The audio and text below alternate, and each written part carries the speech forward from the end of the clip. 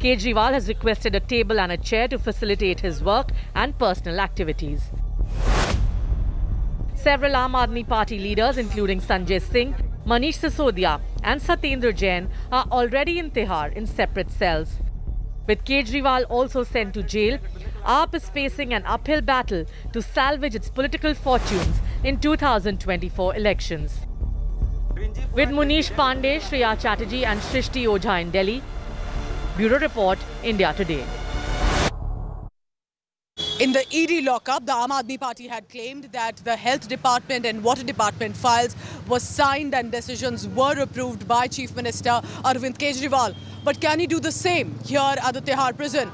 Because according to right now what our sources telling us within the Tihar, that he cannot continue to function as a Chief Minister, cannot be signing files officially. But the Aam Aadmi Party says he's not stepping down. Nobody else is going to take over as the Chief Minister. Then what happens to the Aam Aadmi Party, and importantly, what happens here on to Delhi's governance, the Union Territory, and specifically the files that have to be cleared by the Delhi Chief Minister? The Delhi Chief Minister sent to judicial custody till April 15. लोगों का एक ही मकसद है, इनको चुनावों में उनको jail में डालना है। देश की जनता इस तानाशाही का जवाब देगी। The political row over his arrest in connection with the alleged Delhi liquor scam intensifies. Can any government run from behind the bars? The whole idea of a government is it has to run according to established norms. I mean, here is a government which has one minister, three ministers already behind bars. So they can have, actually they have a quorum, they can have a cabinet meeting inside bars. The burning question on everyone's mind, how feasible is it for a chief minister to govern while in jail? Sunil Kumar Gupta, a former superintendent of Tihar prisons in New Delhi, sheds light on the challenges Arvind Kejriwal might encounter in fulfilling his official duties while in custody. The Lieutenant Governor of Delhi is authorized to designate a facility with appropriate amenities as a prison for special cases. However, if this isn't done in Kejriwal's case, the existing restrictions outlined in the jail manual could severely impede the CM's ability to govern from within prison. CM सिर्फ चलाना चाहें, वो मेरे हिसाब से मुश्किल होगा, क्योंकि अगर रूल्स आप फॉलो करते हैं तो उस रूल्स में है कि एक प्रिजनर, कोई भी अंडर ट्रायल प्रिजनर है, वो 2 मुलाकातें कर सकता है अपने घर वालों से, फिर उस कोई भी कागज वो साइन करता है तो वो under the supervision of superintendent jail वो साइन करता है. Moreover, the prison authorities are responsible for scheduling visitor meetings. Inmates are allowed to list 10 individuals they wish to meet during their confinement. Meetings are arranged via phone with only 3 visitors permitted at a time. Nevertheless, legal experts argue that an elected chief minister is unconstitutionally barred from carrying out their duties while in jail. Because a man is in jail, and if there are certain functions which can be done or need his attention, it's always open to the courts to permit it, or even the prison authorities. The Constitution does not have a disqualification. The decision now rests with the Delhi Lieutenant Governor to relax the restrictions and grant the Chief Minister the necessary facilities to fulfill his official obligations. Bureau Report, India Today.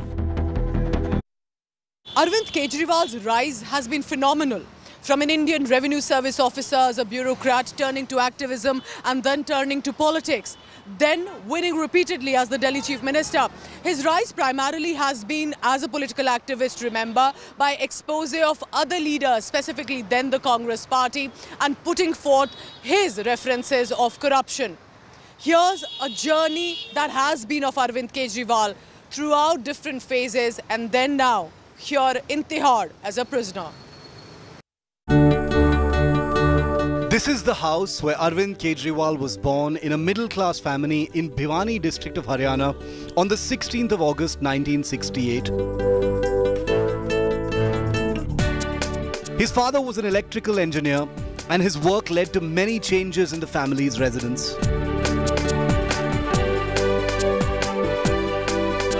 Kejriwal spent most of his childhood in North Indian towns such as Sonipat, Ghaziabad and Hisar. This is the colony where Kejriwal spent more than a decade of his crucial formative years preparing for his academics. कभी कोई हमें पढ़ाई में कोई दिक्कत आती थी, कोई सम सॉल्व नहीं होता था तो उनसे भैया से हम हेल्प लेते थे। एक तो ये बच्चा बहुत शुरू से गंभीर था और पढ़ाई में ज़्यादा ध्यान रहता था। जिस तरह से वो सिंसियरिटी के साथ में, डेडिकेशन के साथ में कॉलेज में अपना पढ़ाई करते थे, उससे लगता था कि एक दिन ये विद्यार्थी जो है निश्चित रूप से अपना भी अपने परिवार का नाम रोशन करेगा। He was one of the brightest students. Civics was one of his best and most favorite subject. I still remember he had so deep knowledge about this subject. After Kejriwal completed his studies in mechanical engineering from IIT Kharagpur, Tata Steel hired him in 1989 to work as a mechanical engineer in Jamshedpur. For the 3 years that he worked there, he wanted to be part of the social welfare department of Tata Steel, but he was not allowed. Kejriwal resigned from Tata Steel in 1992 and decided to prepare for IAS exams. In 1995, he cleared the civil service exams to join public service. As an Indian Revenue Service officer, Kejriwal was troubled by rampant corruption in the income tax department. In December 1999, while still in service with the Income Tax Department, Kejriwal, Manish Sisodia and others founded a movement named Parivartan, a Delhi-based citizens movement which addressed grievances related to public distribution system, public works, social welfare schemes, income tax and electricity. In February 2006, Arvind Kejriwal resigned from his job to work full-time at Parivartan. In July 2006, he spearheaded an awareness campaign for right to information across India. Later that year, he was given the Ramon Magsaysay Award for Emergent Leadership for his involvement with Parivartan. The award recognized him for activating the right to information movement at the grassroots and empowering New Delhi's poor citizens to fight corruption. In the years that followed, he was to team up with anti-corruption crusader Anna Hazare. And the focus of that period of his public life was a single point demand, that a Lokpal bill be passed by Parliament. ये जनता का आंदोलन है। जनता ने इस आंदोलन में निर्णय लिए, जनता ने इस आंदोलन को दिशा दी। By 2011, Kejriwal had zoomed into the public glare. He became the prickly thorn in the side of the polity, the consummate agitator, the relentless motivator who worked behind the scenes as Anna Hazare went on a much publicized fast to demand passage of the Jan Lokpal bill. Soon protests spread across the country. A series of demonstrations in different parts of India called for the establishment of strong legislation and enforcement against deep-rooted corruption. In response to the campaign, the government's advisory body drafted a Lokpal bill. However, the UPA government National Advisory Council's bill was criticized by Kejriwal and other activists. Kejriwal said that it did not have enough power to take action against the Prime Minister and other allegedly corrupt office holders and the judiciary. Amid continuing protests, the government constituted a committee to draft a Jan Lokpal bill. Kejriwal was one of the civil society representative members of this committee. However, he alleged that India Against Corruption activists had an unequal position in the committee and the government appointees kept ignoring their recommendations. The UPA government argued that the activists could not be allowed to blackmail the elected representatives through protests. Kejriwal retorted that democratically elected representatives could not be allowed to function like dictators and asked for a public debate on the contentious issues. India Against Corruption activists intensified their protests and Anna Hazare organized a hunger strike. हम लोग ये पूरा का पूरा आंदोलन व्यवस्था परिवर्तन के लिए चला रहे हैं, सत्ता परिवर्तन के लिए नहीं। ये आंदोलन राजनीतिक विकल्प देने के लिए है, सत्ता हथियाने के लिए नहीं है, बल्कि सत्ता के केंद्रीकरण को खत्म करके सारी की सारी सत्ता जनता के हाथ में सौंपने के लिए है ये आंदोलन। As the movement began to lose steam over slow progressing talks with other political parties, Arvind Kejriwal decided to rejuvenate it through the political route. Towards the end of 2012, With apolitical means seemingly taking them nowhere, Kejriwal quit the fold to join the political mainstream by forming the Aam Aadmi Party. आज इस मंच से हम ऐलान करना चाहते हैं कि हाँ, हम अब चुनाव लड़के दिखाएंगे आपको। This action of Kejriwal meant that he and Anna Hazare had to part ways.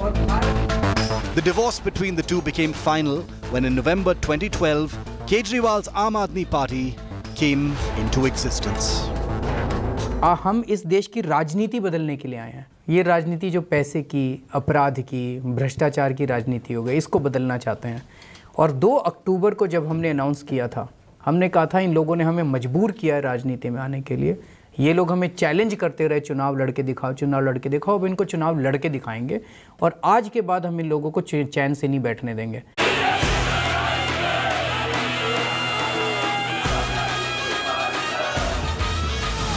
From the shrill, oft-quoted rhetoric of accusing politicians of corruption, Arvind Kejriwal was now a political leader himself. The newborn party started its journey with street protests against the Sheila Dikshit government for allegedly siding with private power distribution companies and against Salman Khurshid for alleged irregularities in his family-run NGO. Within months of forming the party, the Aam Aadmi Party decided to contest the Delhi Legislative Assembly election 2013, with Kejriwal contesting against the incumbent Congress Chief Minister Sheila Dikshit. From day one of the 2013 Delhi election campaign, the Aam Aadmi Party changed the trajectory of the capital's war. It was no longer a bipartite domination between the Congress and the BJP. There emerged a third option, a strong people's favourite, the Aam Aadmi Party.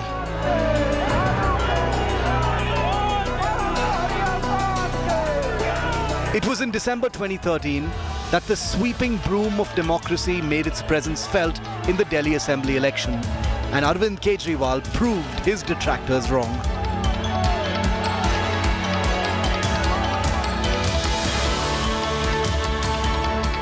Kejriwal defeated Sheila Dikshit, who had been Chief Minister of Delhi for 3 successive terms and became the youngest Chief Minister of India.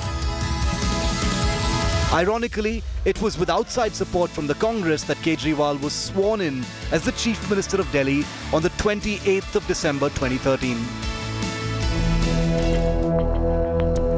More drama was to follow, events that would severely test Kejriwal's staying power in politics. His leadership would be questioned and his relevance debated. For 49 days, Delhi witnessed what the rule of the Aam Aadmi meant. Starting a public debate on what accommodation befits an Aam Aadmi Chief Minister to no red beacon car at assembly parkings. It was a novelty for the common people of Delhi to see their government tackle issues that had not much to do with governance. Kejriwal's form of governance seemed to be literally happening on the streets of the city. The Chief Minister of Delhi became the biggest agitator on the streets, and his tug-of-war for authority with the central government brought Delhi to a standstill. In the newly formed assembly, the decibel kept rising. The BJP as the opposition labelled the Chief Minister an anarchist. Delhi election 2013 had bolstered Arvind Kejriwal's political ambitions. With 28 seats and support from his once arch-rival the Congress, Kejriwal decided to table the Jan Lokpal bill in the Delhi Assembly.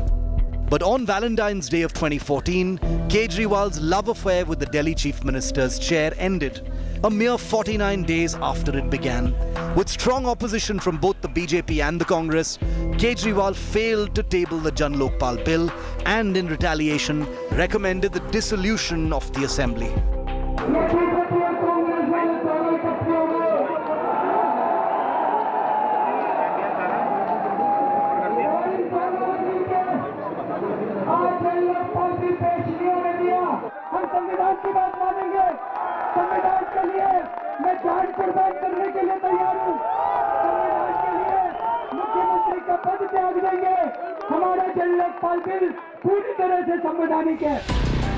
The angry young man of Indian politics reached out beyond the walls of Delhi to make an unsuccessful bid at national politics, only to fall flat on his face. He soon realized his strength was the capital voter, and the foundation for his future rise starts from the Delhi Darbar. The biggest challenge this time around was the BJP and their larger-than-life icon, Prime Minister Narendra Modi. In the initial days of campaigning, the people of Delhi were faced with the choice of Kejriwal, the chief minister who ran away in 49 days, and a Modi-type government by the BJP. But then the BJP propped up Kejriwal's old comrade, Kiran Bedi, as the BJP's chief ministerial choice, and the tide began to turn. Kejriwal campaigned not for the Jan Lokpal, but for Bijli, Sadak and Pani. And Delhi came out in hordes to vote him back to power. The Aam Aadmi Party wiped out the Congress from the state and reduced the BJP to a mere 3 seats. Arvind Kejriwal, Ishwar ki shapat leta hoon. Ishwar ki shapat leta hoon. In his second term as Delhi Chief Minister, he started to turn into an astute politician from an activist turned political leader. Soon after the Aam Aadmi Party thundered back to power with its massive mandate, the tug-of-war between Kejriwal and Najib Jung started building up. Kejriwal kept blaming the Lieutenant Governor for every administration and policy failure, be it the strike of administrative officers before the odd-even scheme or the CBI raid on his office. Jung, in turn, left no stone unturned in making the first term of the Aam Aadmi Party in Delhi difficult. After 2 long years of this tug-of-war, the saga of a power tussle between the Aam Aadmi Party and Lieutenant Governor finally ended when Najib Jung suddenly resigned in December 2016. For a political party that started off its legislative history with such a bang, the ensuing years have been a downward slide on the graph. Squandering away the goodwill it had earned in its initial days, the vicious infighting and often very public differences surfaced within the party leadership soon after.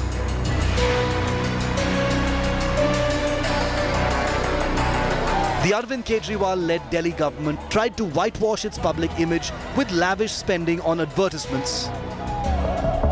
By March 2017, the newly appointed Lieutenant Governor Baijal directed the Aam Aadmi Party government to cough up 97 crore rupees of public money that the Kejriwal government spent on advertisements violating Supreme Court guidelines. One after another, defamation cases started to pile up against Kejriwal and his party. So much so that by May 2017, Chief Minister Kejriwal had 8 defamation cases against him. In 2018, the ugly face-off between the Aam Aadmi Party and the bureaucracy in the national capital held the city-state to ransom. Kejriwal approached then Lieutenant Governor of Delhi, Anil Baijal, and sought his intervention. The tumultuous second term led to an improved public health system with mohalla clinics and a reinvention of Delhi schools run by municipal corporations. Bharat Mata Ki! And despite the massive Modi wave and degenerating party democracy, Arvind Kejriwal became the chief minister once again in 2020, right before the world was hit by the COVID pandemic. He was now the Satrap of Delhi, with aspirations to spread his wings beyond the Yamuna. So that was our special ground telecast. After the 15th of April, it will be the decisions and the turn of events that could decide not only the political future of Arvind Kejriwal and Aam Aadmi Party, but about national politics as well. Stay tuned. I'm signing off with Sanjeev Kumar and my whole team. Thank you so much for watching. Coming up next, Elections Unlocked with Rajdeep Sardesai and more news on the other side.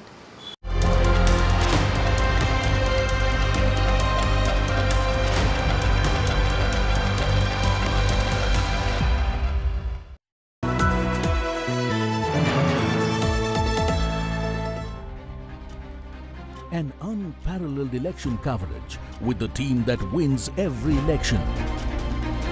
From unmatched on-ground reporting to real-time poll updates. Stay tuned to the Maximum channel for the maximum coverage.